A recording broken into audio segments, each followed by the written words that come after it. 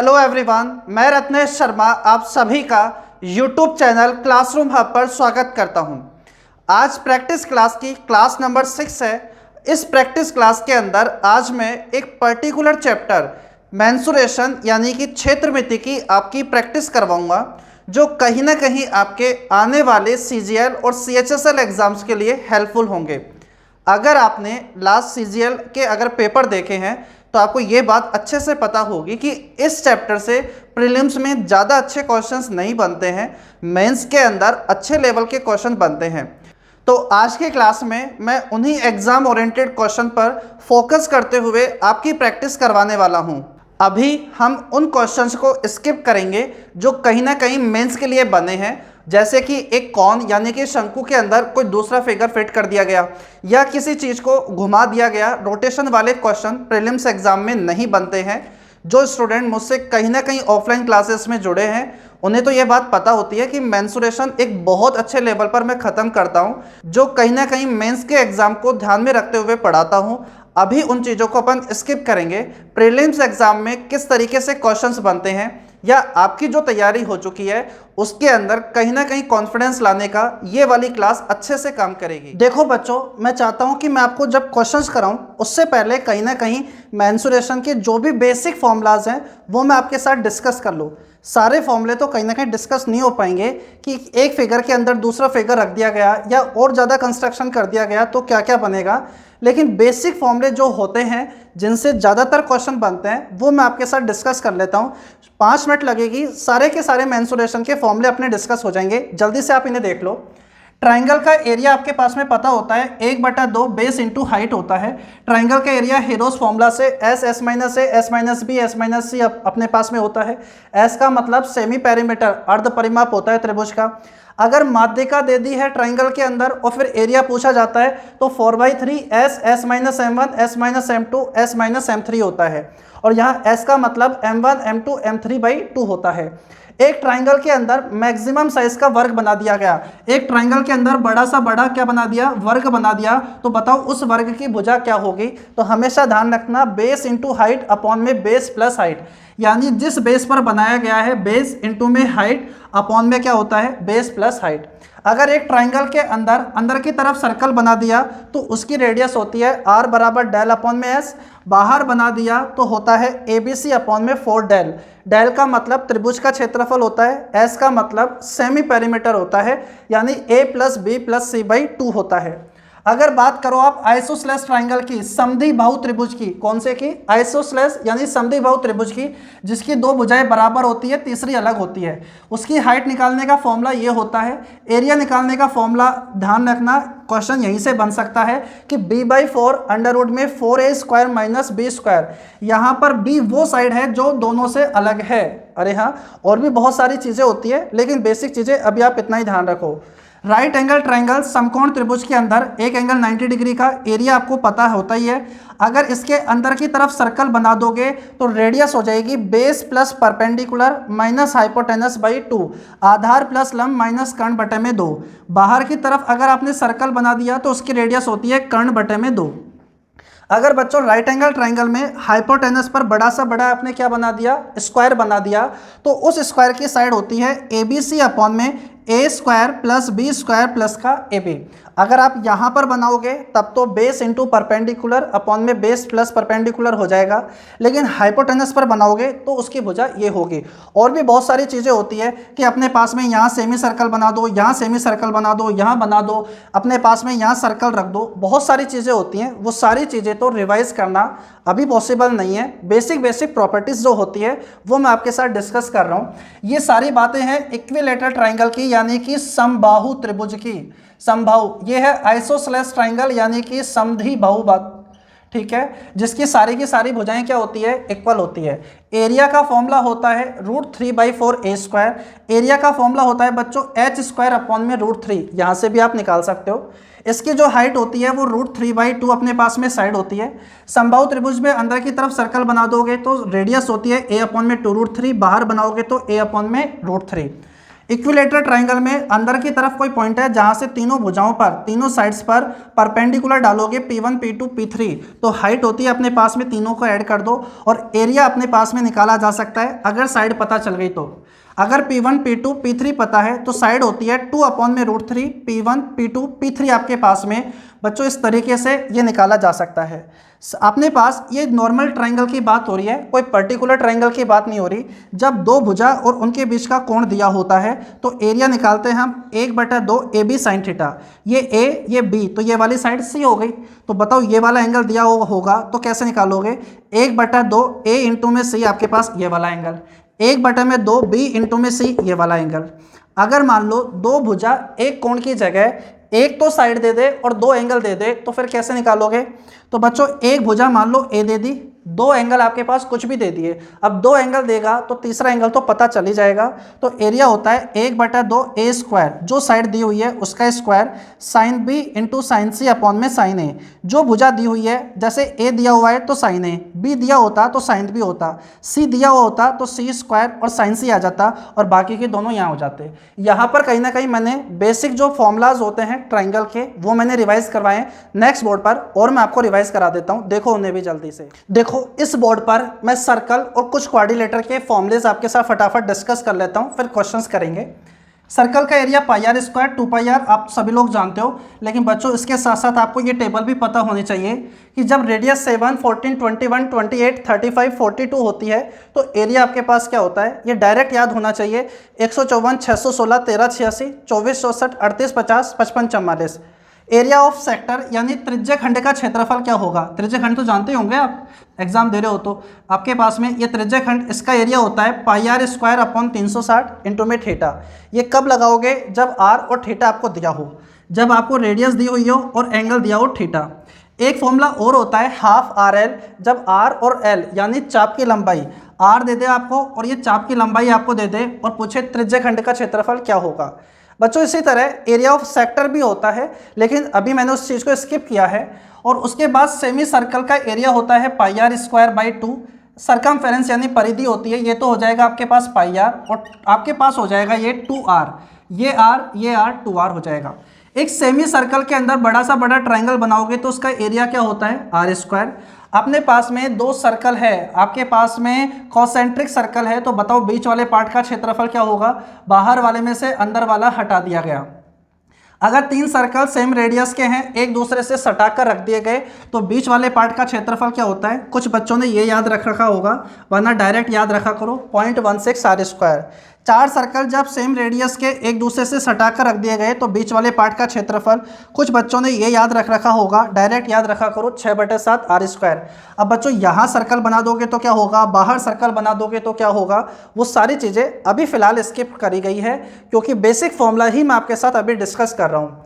बच्चों क्वाड्रिलेटर के अंदर स्क्वायर के अंदर a² एरिया होता है, पेरीमीटर 4a होता है, डायगोनल यानी कि विकर्ण इसका √2a होता है। पैरेललोग्राम यानी कि समांतर चतुर्भुज का एरिया, तो बच्चों ये साइड A है, इधर आपको अच्छे से समझा देता हूँ, ये A ये B और ये थीटा दिया हुआ है तो AB sin थीटा होता है। और रोम्बस मतलब समचतुर्भुज जिसकी सारी की सारी भुजाएं बराबर होती है तो वो A होगा, तो A² और sin थीटा हो जाएगा। डायगोनल दिया हुआ है, ये D1 ये D2 और आपके पास इनके बीच का एंगल दिया होता है तो एरिया होता है half D1 D2 sin phi, ये एंगल फाई होता है। लेकिन बच्चों रोम्बस के अंदर ये फाई नहीं, ये दोनों डायगोनल एक दूसरे को 90 डिग्री पर कट करते हैं तो हाफ D1 D2 होता है। साइड्स का डायगोनल से साथ रिलेशन बनता है, यही क्वेश्चन बनता है पैरेललोग्राम और रोम्बस के अंदर, इस बात को अच्छे से ध्यान रख लेना। पैरेललोग्राम यानी कि समांतर चतुर्भुज में डायगोनल का साइड के साथ रिलेशन होता है, D1 का स्क्वायर प्लस D2 का स्क्वायर बराबर होता है 2 times of A² plus B²। पहला डायगोनल का स्क्वायर प्लस दूसरे डायगोनल का स्क्वायर बराबर होगा 2 टाइम्स ऑफ A² प्लस का B²। A तो A वाली साइड भी 2 है, B वाली साइड भी 2 है, ठीक है। समचतुर्भुज के अंदर D1 का स्क्वायर प्लस D2 का स्क्वायर, सारी की सारी भुजा AA है, सारी की सारी बराबर हैं तो 4A² हो जाएगा। रेक्टेंगल तो मैं मानकर चलता हूँ कि आपको सारा पता होगा। रेक्टेंगल का एरिया क्या होता है? रेक्टेंगल का एरिया होता है L इंटू में B, लंबाई गुणा चौड़ाई। इसका डायगोनल क्या होता है? डायगोनल होता है रूट में L² प्लस का B²। देखो रेक्टेंगल से क्वेश्चन ये जरूर बन जाता है कि रेक्टेंगल के अंदर एक रेक्टेंगल था, उसके बाहर की तरफ एक रेक्टेंगल बना दिया गया है, समान चौड़ाई का रास्ता बना दिया गया, तो बताओ इस रास्ते का क्षेत्रफल क्या होगा। अरे हाँ, है ना। एक क्वेश्चन जो सबसे ज़्यादा बनता है बच्चों वो ये होता है कि एक रेक्टेंगल है, इसके बिल्कुल बीचों बीच एक दूसरे के लंबवत सड़क बना दी गई।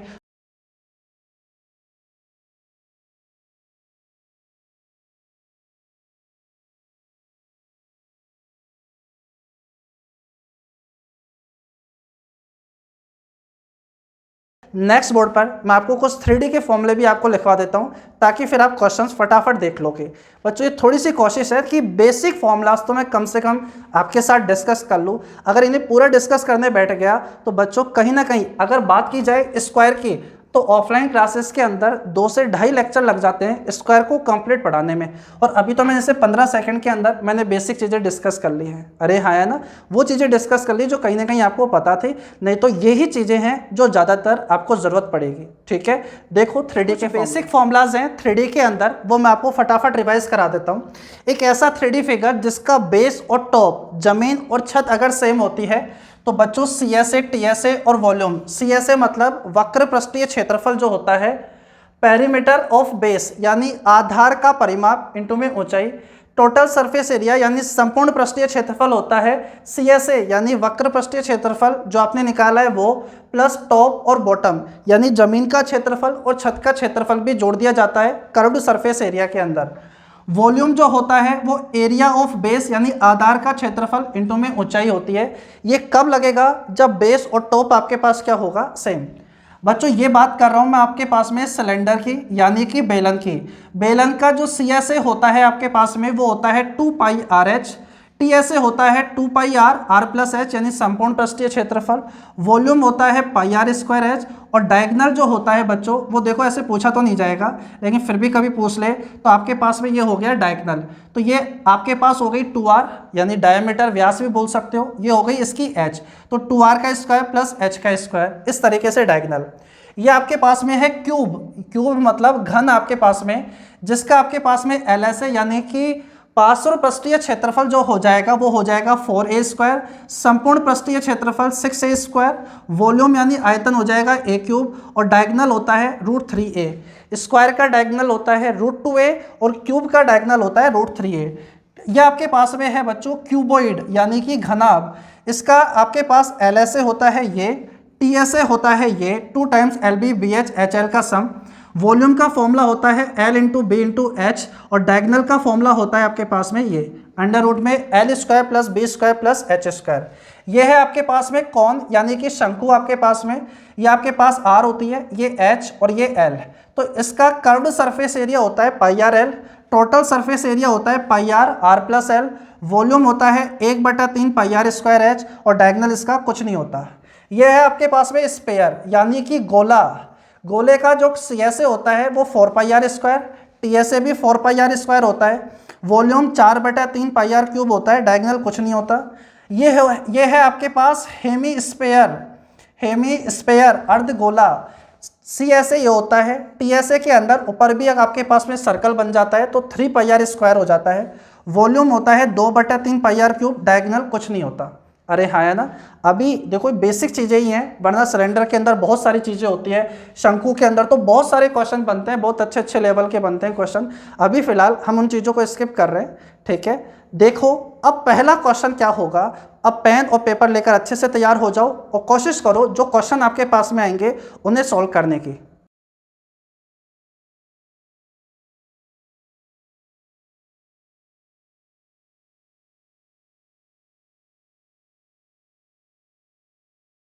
देखो क्या होगा इसका सॉल्यूशन। क्वेश्चन में कहा गया है एक शंक्वाकार तंबू के आधार की परिधि 66 मीटर है, यदि तंबू की ऊंचाई 36 मीटर है तो तंबू बनाने में उपयुक्त तिरपाल का क्षेत्रफल क्या होगा।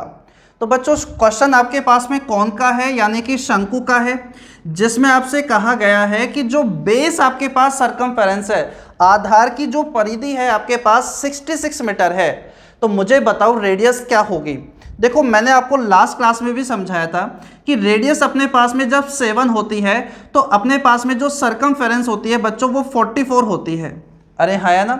यहाँ जो बेसिक सरकमफेरेंस है, यहाँ जो बेस सरकमफेरेंस है आधार की परिधि है बच्चों वो 66 है।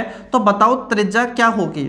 अगर आप चीज़ों को सही तरीके से एनालिसिस करना जानते हो तो बच्चों ये कहीं ना कहीं 1.5 गुना है क्या। अरे हाँ 44 का 1.5 टाइम्स 66 होता है। तो बच्चों रेडियस भी आपके पास में 1.5 टाइम्स होगी। तो बताओ 7 का 1.5 गुना कितना हो जाएगा। तो आपका जवाब होगा 10.5। अरे हाँ बच्चों 44 का आधा होता है 22, 44 में 22 ऐड कर दोगे तो 66 हो जाता है। तो इजीली आप जज कर सकते हो। तो यहाँ आपको पता चल गई है कि रेडियस जो होगी वो तो 10.5 होगी। क्वेश्चन में आपसे कहा गया है कि इसकी जो हाइट है बच्चों वो आपके पास कितनी है 36 मीटर है। तो आपसे कह रहा है कि जो तिरपाल यूज होगा, तो बच्चों तिरपाल कहाँ लगेगा। बर्थडे वाली जो टोपी होती है उस पर जो रंग बिरंगी पन्नी होती है वो कहाँ लगी होती है। बोलो चारों तरफ ही लगी होती है। अरे है ना, बेस पे नहीं लगी होती। तो इसका मतलब इसका कर्व्ड सरफेस एरिया पूछा गया है। कर्व्ड सरफेस एरिया हिंदी में बोलते हैं वक्र पृष्ठीय क्षेत्रफल, फॉर्मूला πr/l होता है। तो बच्चों सीधी सी बात है। अब बताओ L आपके पास कितनी हो जाएगी। बच्चों ये 10.5, ये 36। तो देखो पाइथागोरस थ्योरम से तो आप निकाल ही सकते हो। लेकिन बच्चों यहाँ डेटा ऐसा आसान है कि आप इजीली भी जज कर सकते हो। कैसे कि आपको बेसिक ट्रिपलेट पता होनी चाहिए। क्या मैं इसे और ट्रिपलेट से कंपेयर कर सकता हूँ क्या। तो हाँ हो सकता है। आपको एक ट्रिपलेट पता होगी 7, 24 और 25 की। अरे पता है क्या। मुझे एक बात बताओ, ये 10.5 क्या 7 का 1.5 गुना है क्या। सोचो एक बार, 7 का 1.5 गुना आधा कितना होता है 3.5। जब 7 में 3.5 ऐड करोगे तो ये हो जाएगा 10.5। तो मुझे बताओ 1.5 टाइम्स है क्या।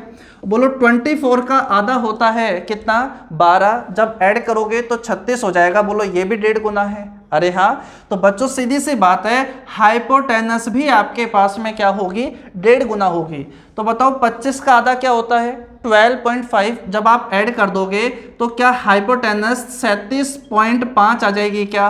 अरे हाँ बच्चों पाइथागोरस थ्योरम से तो आप निकाल ही सकते हो, लेकिन चीज़ें आप रिलेट करना भी सीखो। तो पहली चीज़ तो मैंने आपको ये बताई कि किस तरीके से आप यहाँ रेडियस निकालोगे। और यहाँ पर आप देख पा रहे होंगे कि 10.5 7 का जस्ट हाफ यहाँ पर ऐड हो रहा है। 7 का जस्ट हाफ होता है 3.5, वो इसके अंदर ऐड हो रहा है यानी 10.5। तो आप इजीली कंपेयर कर पाओगे कि ये 1.5 टाइम्स है। तो बच्चों πr/l आपके पास में कितना। बोलो 22/7। पाई के फॉर्मेट में आंसर थोड़ी है नहीं।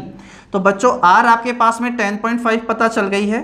अरे हाँ पॉइंट हटाकर आप नीचे 0 लगा सकते हो। और ये आपके पास कितना है 37.5। अरे क्लियर होगी बात। अब बच्चों इसे आपको सोल्व करना होगा। तो यहाँ पर आपके पास में हो जाएगा, पॉइंट हटाओगे नीचे आपके पास 0 आ जाएगी, इधर आपके पास 0 आ जाएगी 100।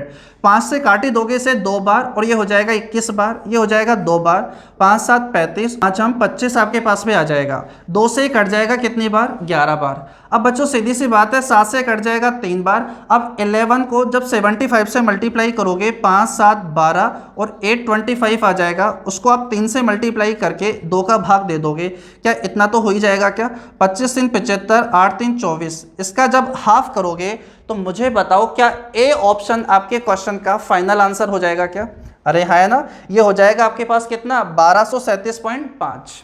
अरे ठीक है बच्चों, अगर आप यहाँ पर थोड़ा डिविजिबिलिटी का भी कॉन्सेप्ट लगाना चाहो तो लगा सकते हो कि ये 10.5 जो है आपके पास में ये 3 से डिविजिबल है। थोड़ा समझना इस बात को। अगर आपके बेसिक कॉन्सेप्ट बहुत अच्छे हैं तो आप ये चीज़ लगा सकते हो कि ये 105 जो है बच्चों वो 3 से डिवाइड होगा 37.5 है बच्चों, वो किससे डिवाइड होगा 3 से होगा। यानी ऊपर वाला नंबर 3 और 3 किससे डिवाइड होना चाहिए 9 से डिवाइड होना चाहिए। ऐसा भी आप सोच सकते हो। अरे हाँ कि ऑप्शन देखो ऐसा कौन सा ऑप्शन है जो 9 से डिवाइड हो रहा है। 9 का डिविजिबिलिटी कॉन्सेप्ट आपको पता होना चाहिए। उस तरीके से भी आप यहाँ देख सकते हो। देखो नेक्स्ट क्वेश्चन क्या होगा, जल्दी से सोल्व करने की कोशिश करो।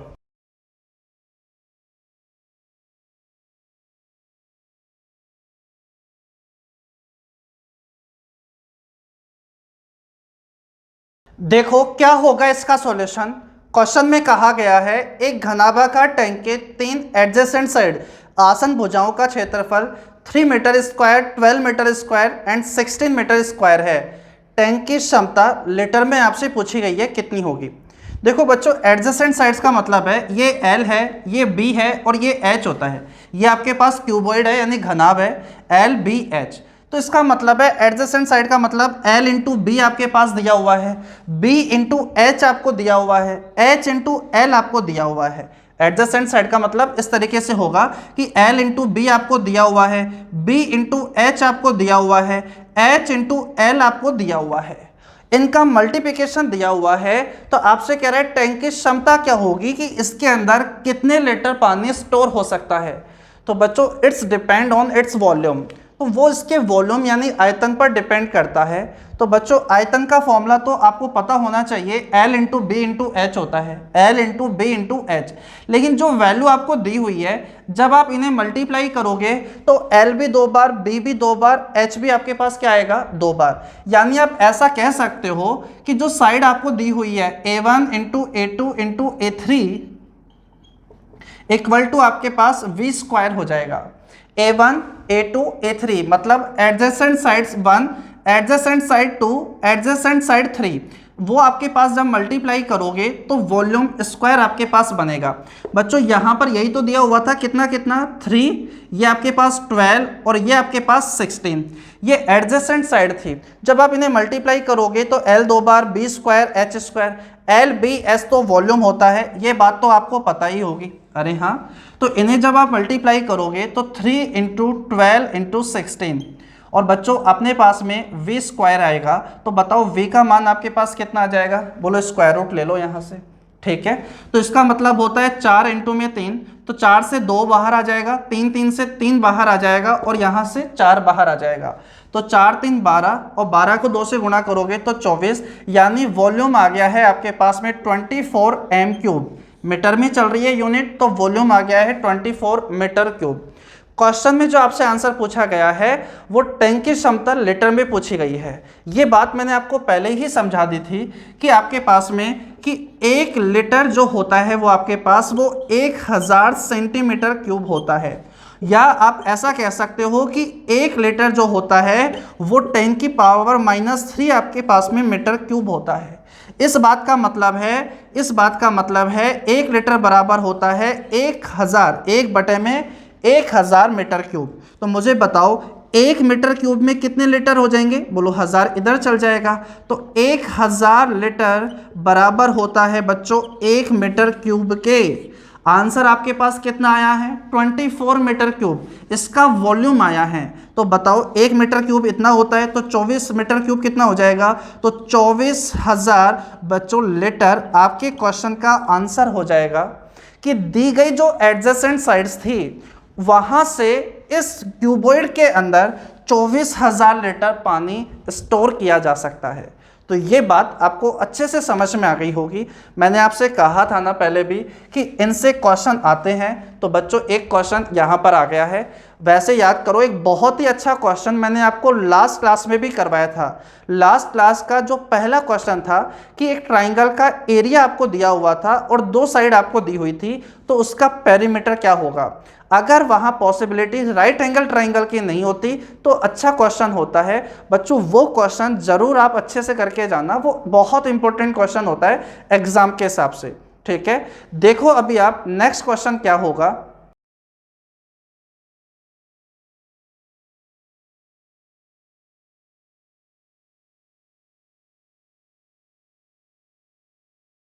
देखो क्या होगा इसका सॉल्यूशन। क्वेश्चन में कहा गया है एक 6 मीटर लंबे 4 मीटर चौड़े हौज में पानी की गहराई 1 मीटर 25 सेंटीमीटर है, तो हौज की गीली धरातल का कुल क्षेत्रफल क्या होगा। देखो जनरली जो हौज होते हैं वो हर एक घर के अंदर आपको मिल जाएंगे। पानी स्टोर जहाँ अपन कर रहे होते हैं वो या तो सर्कुलर होता है या क्यूबिकल होता है या फिर क्यूबॉइड जैसे शेप के अंदर होता है, वृत्ताकार हो जाएगा, घनाभाकार हो जाएगा या घन की शेप के अंदर हो जाएगा।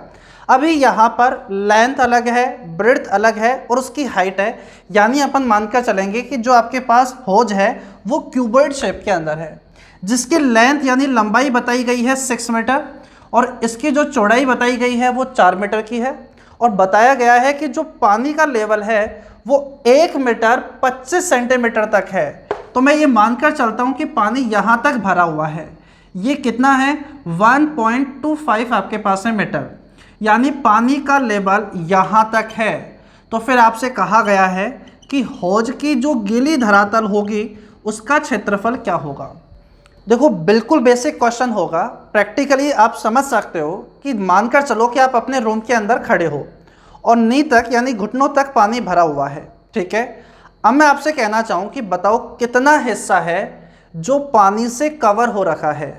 तो आप बोलोगे पूरी ज़मीन पानी से कवर हो रखी है। अरे है ना, घुटनों तक पानी तभी तो आएगा जब पूरे ज़मीन में पानी भरा होगा और उस हाइट तक पानी आ रहा होगा। सामने वाली दीवार में अगर मैं उसकी चौड़ाई को 4 मीटर मान लेता हूँ तो बताओ किस हाइट तक पानी आ रहेगा उसमें। तो आप बोलोगे 1.25 मीटर तक पानी भरा है। तो बताओ कितना क्षेत्रफल होगा सामने वाली दीवार का जो भीगा हुआ होगा।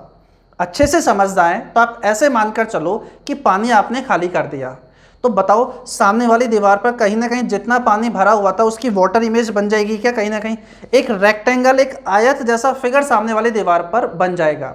लंबाई हो जाएगी उसकी 4, कितनी ऊंचाई तक, 1.25 तक। तो आप बता सकते हो कितना एरिया है जो पानी से भरा हुआ था।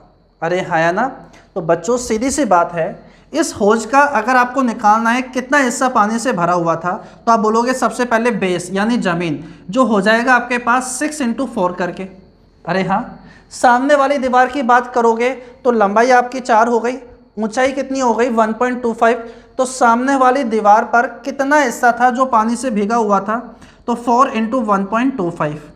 अब बच्चों समझने की कोशिश करना, जितना क्षेत्रफल सामने वाली दीवार का पानी से भीगा हुआ होगा उतना ही इस वाली दीवार का भी भीगा हुआ होगा क्या। तो बताओ उसको आप किससे मल्टीप्लाई कर दो, 2 से। इधर वाली दीवार पर आ जाओ, अगर आपने उसे 4 कंसीडर किया है तो बताओ फिर ये कितना हो जाएगा, 6 तो ये हो गई इसकी लंबाई। और मुझे बताओ कितनी ऊंचाई तक पानी भरा हुआ था, 1.25। तो बताओ कितना क्षेत्रफल कवर होगा। तो आप कहोगे 6 × 1.25, इतना एरिया है जो पानी से कवर होगा। अब बच्चों जितना इधर है उतना ही इधर होगा, मानोगे इस बात को आप कि आपके पास में इधर किससे मल्टीप्लाई कर दोगे, 2 से। तो बच्चों इन सभी को आप ऐड कर दोगे तो वो एरिया आ जाएगा इस रूम का जो पानी से भरा हुआ था। अरे हाँ ना, भरा हुआ था या भीगा हुआ था, आप ऐसी लैंग्वेज यूज़ कर सकते हो। तो बच्चों ये हो जाएगा 24 प्लस ये हो जाएगा आपके पास में 5, क्योंकि 4 1 से मल्टीप्लाई होगा 4 और 1/4 से मल्टीप्लाई होगा तो 1, तो 5 को 2 से गुणा करोगे तो 10 आ जाएगा। ये आ जाएगा 6.25 यानी 1/4, 3/2 तो 1.5, तो 6 में 1.5 ऐड करोगे तो 7.5, 2 से मल्टीप्लाई होगा तो 15, 25 में 24 आप ऐड करोगे तो 49 मीटर स्क्वायर आपके क्वेश्चन का फाइनल आंसर हो जाएगा। अरे क्लियर हो गई होगी बात बच्चों, छोटा सा क्वेश्चन था जो आपको प्रैक्टिकली बात को समझनी होगी। नेक्स्ट क्वेश्चन देखो क्या होगा इसका आंसर, जल्दी से कोशिश करो।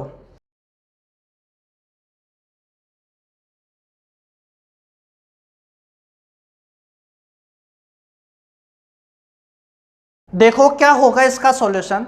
ये क्वेश्चन लास्ट सीजीएल में पूछा गया था 6 मार्च को, जो हुआ था शिफ्ट 1 के अंदर, कि 40 सेंटीमीटर व्यास वाले एक धात्विक गोले को 0.5 सेंटीमीटर त्रिज्या वाले छोटे गोले को बनाने के लिए पिघलाया जाता है।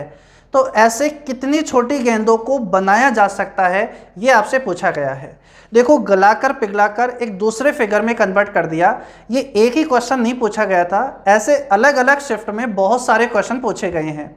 जब गलाकर पिघलाकर मेल्ट करके दूसरे फिगर में कन्वर्ट कर दोगे तो हमेशा ध्यान रखना उस केस के अंदर वॉल्यूम यानी कि आयतन क्या होता है, बराबर होता है।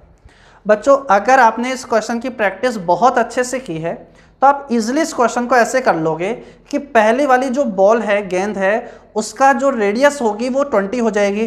तो 20 ऊपर रखोगे, 0.5 नीचे रखोगे और उसका आप क्या कर दोगे, क्यूब, वही आपके क्वेश्चन का आंसर होगा। अगर आपने प्रैक्टिस बहुत अच्छे से की है, पॉइंट हटाओगे ऊपर 0, 5 से कट जाएगा कितनी बार, 40, 4 का क्यूब होता है 64 और 0 का 000, 64,000। ए ऑप्शन फाइनल आंसर हो जाएगा। अब ये क्या कर दिया मैंने, किस तरीके से आपको ऐसा सोचना पड़ेगा आप समझ जाओगे जब आप एक बार बेसिक देखोगे। एक बॉल है जिसका आपके पास में डायमीटर दिया हुआ है कितना, 40। तो बताओ उसका वॉल्यूम क्या हो जाएगा। तो आप कहोगे जो स्फीयर होता है उसका वॉल्यूम होता है 4/3 पाई आर क्यूब, तो आर आपके पास में 20 का क्यूब हो जाएगा।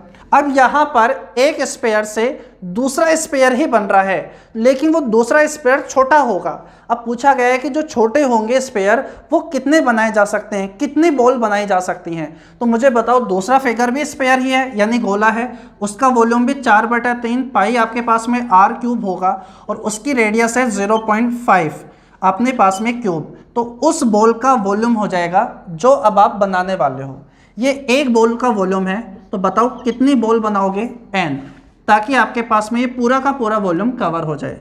बच्चों 4/3 पाई आपके पास कट जाएगा, तो बताओ n का मान आपके पास में 20 का क्यूब अपॉन में 0.5 का क्यूब आ जाएगा क्या?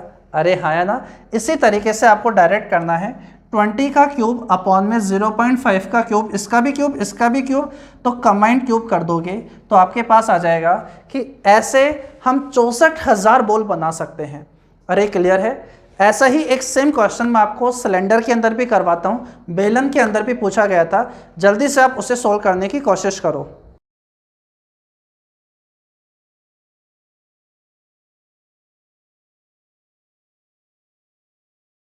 देखो क्या होगा इसका सॉल्यूशन। क्वेश्चन में कहा गया है एक ठोस बेलन जिसके आधार का व्यास 16 सेंटीमीटर है और हाइट 2 सेंटीमीटर है, इसे पिघलाकर समान साइज के 12 गोले बनाए गए हैं, तो प्रत्येक गोले के व्यास की लंबाई आपसे पूछी गई है।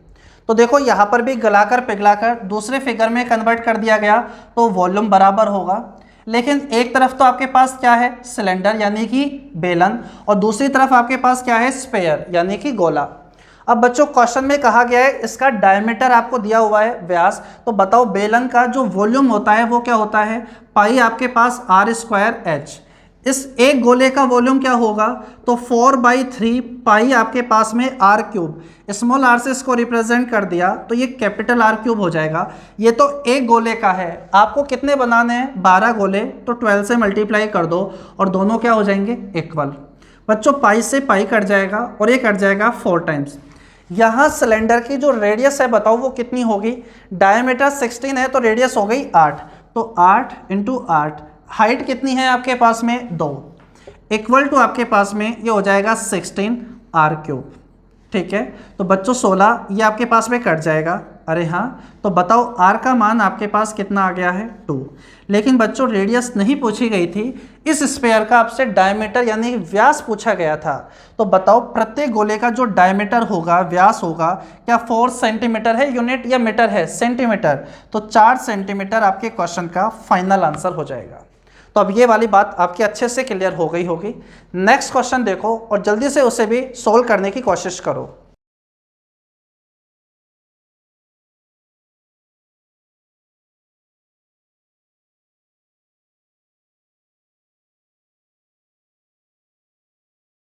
देखो क्या होगा इसका सॉल्यूशन। क्वेश्चन में कहा गया है एक किसी आयताकार मैदान को उसके विकर्ण के अनुदिश 52 मीटर प्रति मिनट की चाल से चलकर 15 सेकंड के अंदर पार करता है।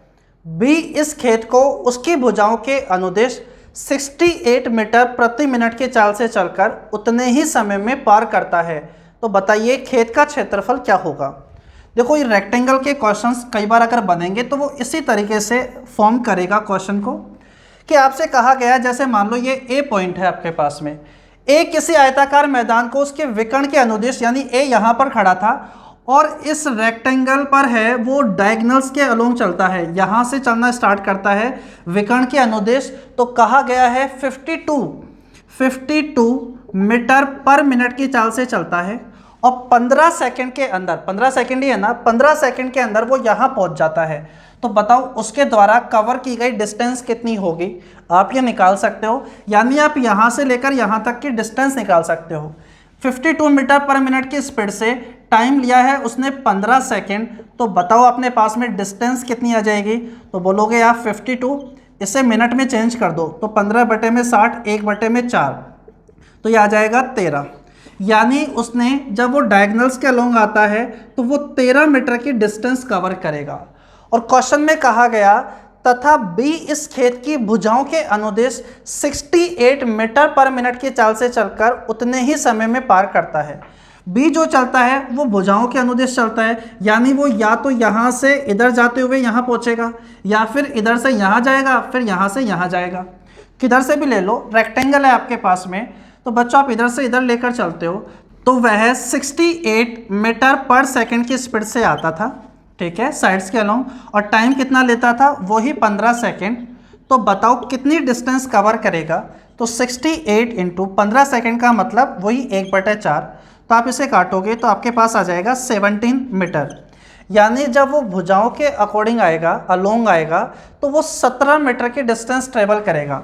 यानी यहाँ से लेकर यहाँ तक और यहाँ से लेकर यहाँ तक बच्चों जो डिस्टेंस है वो आपके पास में टोटल कितनी है, 17 है। तो आपसे कहा गया है तो बताओ इस खेत का क्षेत्रफल क्या होगा। बच्चों एक बार इस क्वेश्चन को हिट एंड ट्रायल से करने की कोशिश करो कि ये आपके पास जो खेत है वो कैसी शेप में था, बोलो रेक्टेंगल, आयत की शेप में, तो सारे के सारे एंगल कितने डिग्री के होंगे, 90 डिग्री के। अरे हाँ, अगर बच्चों 90 डिग्री के सामने वाली साइड हाइपोटेनस यानी कर्ण कहलाती है, अगर वो 13 है तो आपका दिमाग चलना चाहिए, अगर ये 13 है तो ये 5 12 12 5 रही होगी। अरे हाँ या ना, अगर ये 12 और ये 5 रही होगी क्या, अरे ट्रिपलेट होती है ना 5 12 13 की, तो बच्चों 12 और 5 का सम भी कितना होता है, 17, और 17 ही हमें चाहिए। अरे ठीक है, इसका मतलब है कि ये 13 है तो ये 12 और 5 आ गई है। अरे हाँ, और बच्चों वो जो अपने डेटा से मैच भी हो चुकी है, तो इसका मतलब है उस खेत की लंबाई 12 मीटर रही होगी और चौड़ाई 5 मीटर। लेंथ हमेशा ज़्यादा होती है ब्रेड्थ से, तो बताओ इस खेत का क्षेत्रफल क्या 12 गुणा 5 यानी कि 60 आ जाएगा क्या, सेंटीमीटर स्क्वायर। मीटर स्क्वायर जो यूनिट यूज़ की गई थी यहाँ मीटर है, तो मीटर आपके पास में स्क्वायर आंसर हो जाएगा। अब बच्चों अगर नहीं होता, इस तरीके से हिट नहीं हो रहा होता, तो मैं इसे x मानता तो ये 17 माइनस एक्स होता, और बताओ क्या मैं यहाँ पाइथागोरस थ्योरम करके क्या x निकाल लेता, क्या ये x होता, फिर यहाँ से अपने पास ब्रेड्थ आ जाती, दोनों को मल्टीप्लाई करता, फिर क्षेत्रफल आ जाता। फिर मैं इस क्वेश्चन को इस तरीके से कर रहा होता। जब वैल्यू सोचनी पड़ेगी तो थोड़ा सा आप आइडिया यहाँ पर भी लगाओ, तो वो चीज़ आपको यहाँ समझ में आ जाएगी। अरे क्लियर होगी बात। देखो नेक्स्ट क्वेश्चन क्या होगा।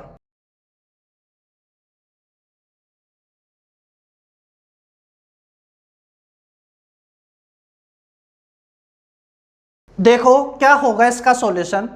क्वेश्चन में कहा गया है उस पहिए का व्यास ज्ञात कीजिए जो 2 किलोमीटर 26 डेकामीटर की दूरी तय करने में 113 चक्कर लगाता है।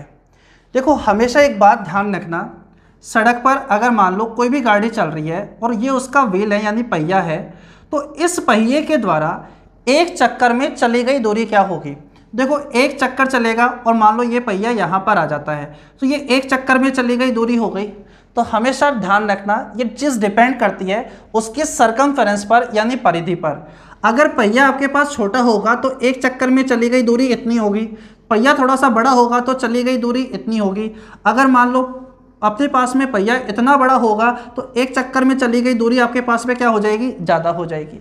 ये किस पर डिपेंड करता है, तो हमेशा ध्यान रखना एक चक्कर में जो चली गई दूरी होती है, चली गई दूरी वो होती है 2πr एक चक्कर में। तो बताओ n चक्कर में चली गई दूरी कितनी होगी, बोलो n को मल्टीप्लाई कर दोगे 2πr से। क्वेश्चन में कहा गया कि डिस्टेंस जो कवर होती है वो 2 किलोमीटर 26 डेकामीटर की दूरी तय होती है। बच्चों ये यूनिट आपको याद होगी, किलोमीटर, हेक्टामीटर, डेकामीटर, मीटर, आपके पास डेसीमीटर, सेंटीमीटर, मिलीमीटर, इस तरीके से। तो एक डेकामीटर के अंदर 10 मीटर होते हैं, तो मुझे बताओ 26 डेकामीटर में कितने मीटर होंगे, बोलो 260 मीटर होंगे। तो 2 किलोमीटर और 26 डेकामीटर का मतलब हो गया 2260 मीटर की डिस्टेंस। बच्चों एक डेकामीटर में आपको मैं कितना बता रहा हूँ, एक डेकामीटर होता है आपके पास में 10 मीटर के इक्वल में। तो बताओ टोटल डिस्टेंस आपके पास कितनी हो जाएगी, 2200 मीटर की डिस्टेंस आपको ट्रेवल करवानी है। और चक्कर आपके पास कितने लगवाने हैं, 113। तो बच्चों चक्करों की संख्या तो आपके पास में कितनी है, n, तो 113 तो आपके पास ये हो गया। और एक चक्कर में चली गई दूरी होती है 2πr, एक चक्कर में चली गई होती है 2πr, तो 113 चक्कर में चली गई दूरी हो जाएगी बच्चों ये। और डिस्टेंस तो अपने पास में क्या 2260 होनी है क्या, अरे हाँ, तो बच्चों यहाँ से अपन r निकाल सकते हैं। 113 से ये आपके पास कट जाएगा कितनी बार, 20 बार। और यहाँ पर जब आप इसे सोल्व करोगे तो 20 अपने पास में ये 2 से कट जाएगा कितनी बार, 10 बार। तो बच्चों आपके पास 10 बराबर में आ जाएगा 22/7 इंटू में r। थोड़ा सा और काट लो, 2 की टेबल से आपके पास में 5 बार और 11 बार, 5 7 जा 35/11 आप कर देना। तो बच्चों वो आपके पास रेडियस आ जाएगी क्या, यानी 3 बार भाग चल जाएगा 2/11। ये आपके क्वेश्चन का फाइनल आंसर हो जाएगा। अरे क्लियर हो गई होगी बात। देखो नेक्स्ट क्वेश्चन क्या होगा, जल्दी जल्दी आप क्वेश्चंस को सोल्व करने की कोशिश करो। आसान ही क्वेश्चंस आते हैं प्रीलिम्स एग्जाम्स में। मैं बार बार कह रहा हूँ कि जो मेंस लेवल के क्वेश्चंस होते हैं, जो अच्छे क्वेश्चंस होते हैं, वो फिलहाल मैं स्किप करूँगा। लास्ट जो CGL CHSL में पेपर में क्वेश्चन बने हैं उसी को ध्यान में रखते हुए मैं आपको यहाँ क्वेश्चन अभी इस क्लास में करवा रहा हूँ। जल्दी से सोल्व करो।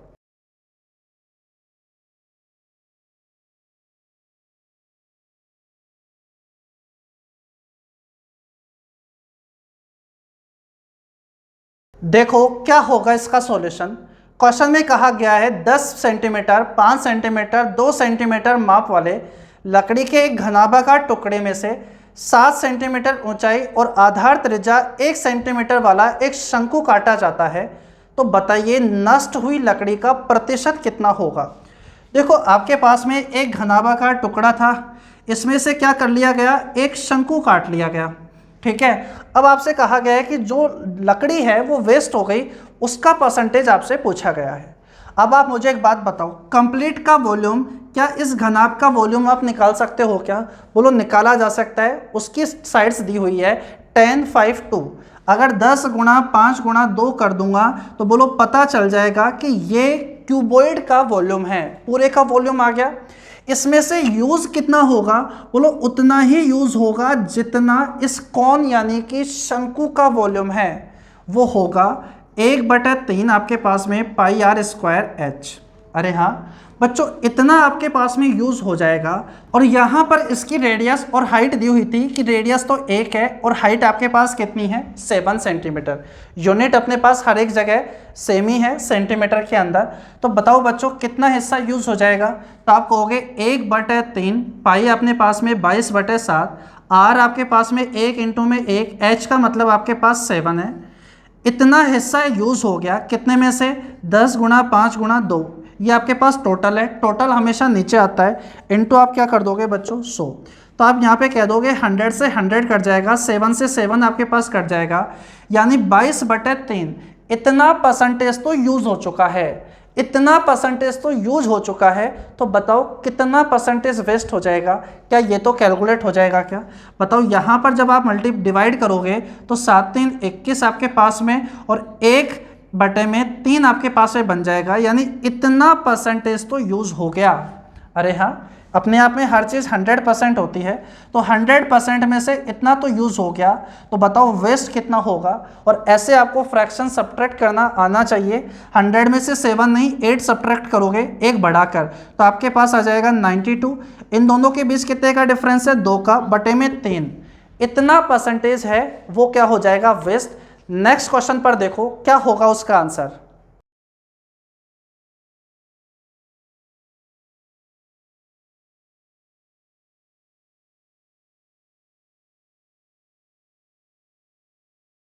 देखो क्या होगा इसका सॉल्यूशन। क्वेश्चन में कहा गया है एक लंबवृत्तीय बेलन की त्रिज्या 14 सेंटीमीटर है और हाइट 40 सेंटीमीटर है। बेलन के प्रत्येक आधार से एक शंक्वाकार भाग काटा जाता है। प्रत्येक शंक्वाकार भाग की त्रिज्या और ऊंचाई आपके पास में 9 सेंटीमीटर और 12 सेंटीमीटर है। तो बताइए शेष ठोस का संपूर्ण पृष्ठीय क्षेत्रफल क्या होगा। देखो आपसे कहा गया है कि एक बेलन था जिसके आपके पास में रेडियस कितनी दी हुई थी, 14, और हाइट है 40। ये तो है 40 और उसके बाद में ये दी हुई है आपके पास में कितनी, रेडियस 14। अब आपसे कहा गया कि इसके दोनों बेस से एक शंक्वाकार पार्ट है वो काट लिया गया। उसकी रेडियस और हाइट भी मेंशन है, कितनी कितनी, 9 और 12। तो आप ऐसा मानकर चलो कि एक तो आपके पास में ऐसा काटा गया और एक आपके पास में कुछ इस तरीके से काटा गया कि ये तो है आपके पास में 9, ये आपके पास कितनी हो गई 9, और ये आपके पास कितनी है 12। आपके पास में ये वाला पार्ट तो काट लिया गया। देखो ऐसा भी हो सकता था कि ये पूरा का पूरा लेकर काट लिया गया हो। क्वेश्चन आपके सामने ऐसा भी बन सकता है कि इस तरीके से काट लिया गया हो, ठीक है ना, पूरा का पूरा पार्ट काट लिया गया हो। तो थोड़ी सी, जैसे मान लो ये 40 है तो ये आपके पास कह दिया गया हो 19 है इसकी हाइट 19 है, तो बीच में कितनी बच जाएगी 2, ऐसा भी हो सकता है। या कंप्लीट 40 है तो इसकी हाइट 20 और इसकी हाइट 20, ऐसा भी क्वेश्चन बन सकता है कि ये वाला हिस्सा तो निकाल लिया गया। अब आपसे कहा गया है कि जो शेष बच गया ठोस, उसका टोटल सरफेस एरिया, संपूर्ण पृष्ठीय क्षेत्रफल पूछा गया है। तो बच्चों थोड़ी सी बातें आपको समझनी होगी कि देखो इससे कर्व्ड सरफेस एरिया पर तो कोई इफेक्ट पड़ेगा नहीं, अरे हाँ ना, जब आप इसे काट लोगे तो बताओ वो आपके पास पे कितना हो जाएगा। बोलो सिलेंडर का कर्व्ड सरफेस एरिया, वक्र पृष्ठीय क्षेत्रफल होता है 2 पाई RS, तो 2 पाई R आपके पास में कितनी है 14, H आपके पास कितनी है 40। अरे ठीक है बच्चों, जब आप इसे निकाल लोगे तो कहीं ना कहीं आपके पास ऊपर की तरफ और नीचे की तरफ ऐसा डायग्राम दिखेगा, आपको ऐसा फिगर दिखाई देगा। बोलो ये आपके पास कितनी है 9, ये आपके पास कितनी है 14।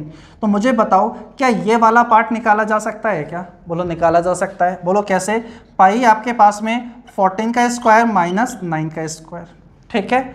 ये वाला पार्ट जो होगा वो नीचे भी दिखाई देगा और ऊपर भी दिखाई देगा, तो बच्चों 2 से मल्टीप्लाई कर दोगे। क्लियर हो गई होगी बात।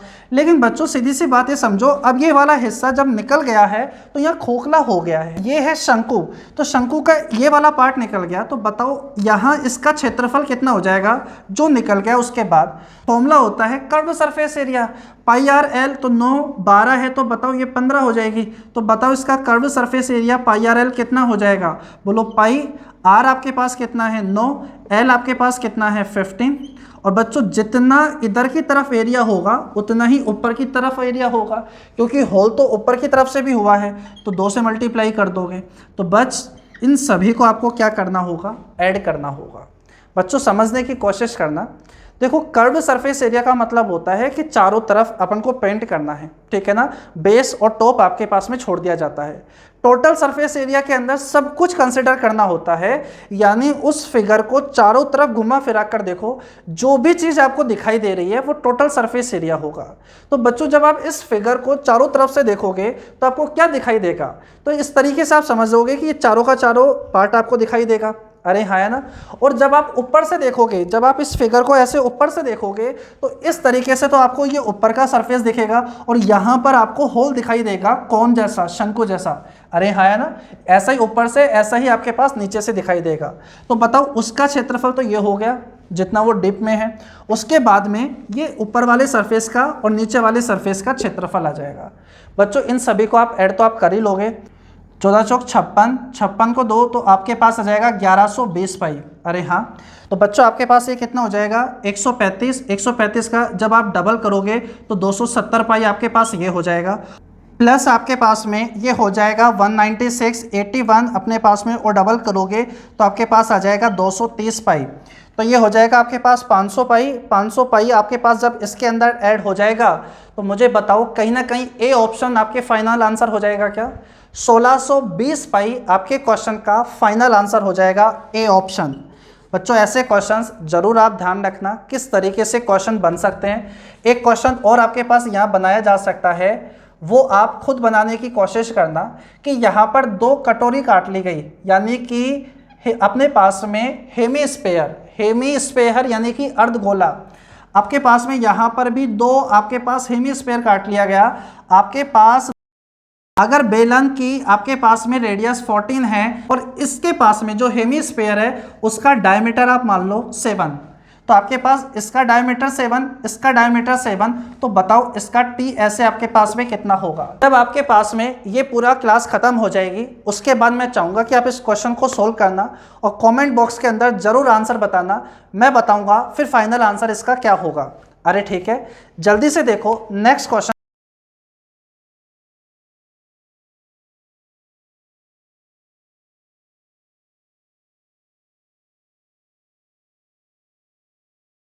देखो क्या होगा इसका सॉल्यूशन। क्वेश्चन में कहा गया है एक शंक्वाकार तंबू में 50 व्यक्तियों को बिठाना है। प्रत्येक व्यक्ति के पास जमीन पर 4 मीटर स्क्वायर स्थान और सांस लेने के लिए 80 मीटर क्यूब हवा होनी चाहिए। तो तंबू की ऊंचाई बताओ कितनी होगी। देखो इस तरीके से क्वेश्चन लैंग्वेज इस तरीके से डालकर वो आपको कंफ्यूज करने की कोशिश कर सकता है। होता बहुत आसान है, एक बार आप ट्राई करोगे तो हो जाएगा ये क्वेश्चन। क्वेश्चन में कहा गया कि आपके पास में देखो व्यक्ति तो आप यहीं पर बैठाओगे ज़मीन पर, हवा में तो व्यक्ति को बैठाने से रहे।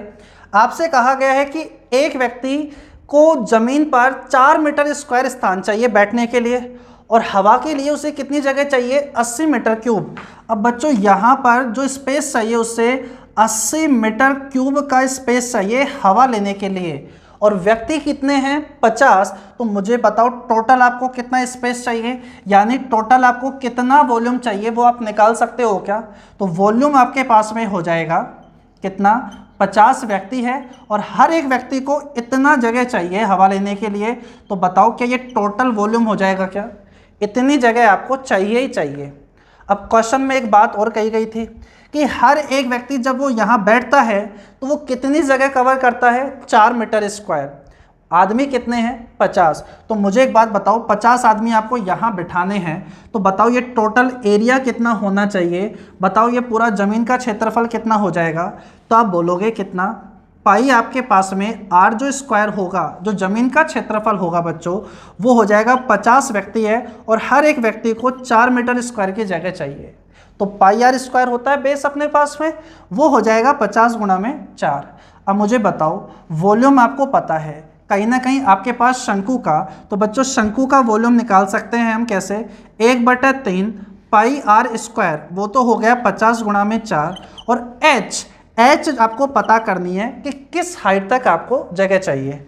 बच्चों दोनों आपस में क्या होंगे इक्वल, क्योंकि ये भी वॉल्यूम है ये भी वॉल्यूम है। तो बताओ यहाँ से 50 से 50 आपके पास कैंसिल हो जाएगा, 4 से आपके पास कट जाएगा कितनी बार 20 बार। तो h का मान आपके पास कितना आ गया है 60, यानी आपको 60 मीटर की ऊंचाई आपको चाहिए होगी इन व्यक्तियों को बिठाने के लिए। अरे क्लियर हो गई बात। बच्चों यहाँ पर इस बात का ध्यान रखना, अब यहाँ पर चाहे 50 हो चाहे 100 हो चाहे आपके पास में 1000 आदमी हो, स्पेस तो क्या इतना ही चाहिए होगा क्या। अरे हाँ है ना, हाइट आपके पास इतनी ही कंसिडर होगी चाहे कितने ही व्यक्ति क्यों ना हो जाए यहाँ पर। अरे ठीक है, देखो नेक्स्ट क्वेश्चन क्या होगा।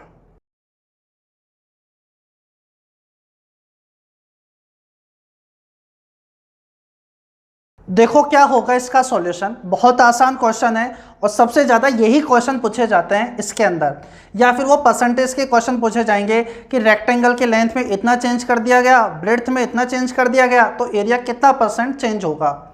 इसमें कहा गया है दो शंकुओं के आयतन का अनुपात 2:3 है, आधार की त्रिज्या का अनुपात 1:2 है, तो हाइट का रेशो क्या होगा। देखो दो शंकुओं के आपके पास वॉल्यूम का रेशो दिया हुआ है, तो बताओ कौन का जो वॉल्यूम होता है वो 1/3 पाई आपके पास में आर स्क्वायर एच होता है, तो R1 स्क्वायर H1 इधर 1/3 पाई R2 स्क्वायर H2 हो जाएगा और ये तो आपके पास कैंसिल हो गया। वॉल्यूम का रेशो कितना दिया हुआ था 2:3, यानी 2/3 कह सकते हो। रेडियस आपके पास में 1:2 में है, यानी आपके पास 1 H1 और ये 2 का स्क्वायर कर दोगे तो 4 H2। तो मुझे बताओ ये इधर चल जाएगा तो आपके पास में H1 और H2 का रेशो क्या बन जाएगा 8:3। ये बहुत आसान क्वेश्चन होते हैं रेशो वाले, मैं आपसे कह रहा हूँ कि ये 1-2 सेट के अंदर मेंसुरेशन के यही क्वेश्चन आपको देखने को मिल जाएगा। बहुत आसान है, इससे आसान कुछ भी नहीं है, लेकिन पूछा जाता है बार बार। देखो नेक्स्ट क्वेश्चन क्या होगा।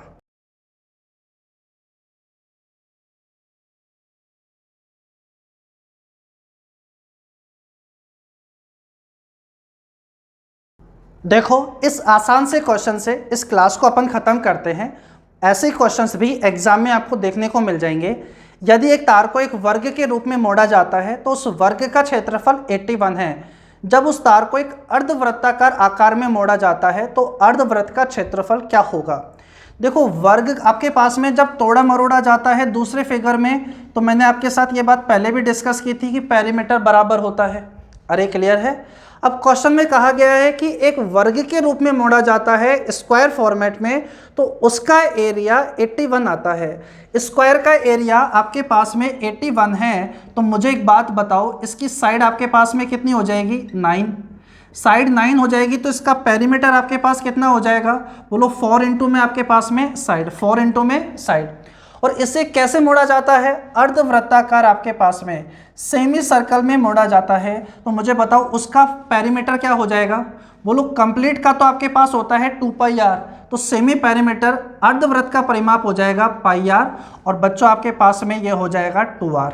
अरे यही होता है, तो आपसे कहा गया है तो बताओ अर्धवृत्त का क्षेत्रफल क्या हो जाएगा। तो बच्चों यहाँ से आप r कॉमन ले सकते हो, तो हो जाएगा 22/7 प्लस का 2, तो 22 के अंदर आप 14 ऐड कर दोगे तो आपके पास में हो जाएगा 36/7, और ये हो जाएगा 9 इंटू 4, 36 से 36 कट जाएगा तो r आ गया आपके पास 7। जब रेडियस 7 होती है तो पूरे सर्कल का जो एरिया होता है बच्चों वो 154 होता है, लेकिन ये तो सेमी सर्कल है तो आधा हो जाएगा आपके पास 77 सेंटीमीटर स्क्वायर आपके क्वेश्चन का फाइनल आंसर हो जाएगा। आसान होगा ये बच्चों, ऐसे क्वेश्चंस भी कहीं ना कहीं मेंसुरेशन में बन जाते हैं।